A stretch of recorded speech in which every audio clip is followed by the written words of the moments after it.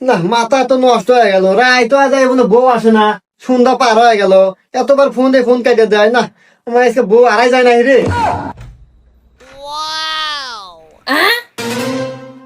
আরে আরে আপু, আপনি কে? আরে আমার ঘরে উঠতেছেন কে? আরে তুমি এমন করো কে? আমি তোমার বউ, গাড়ুক না গাড়ুক। আমার বউ?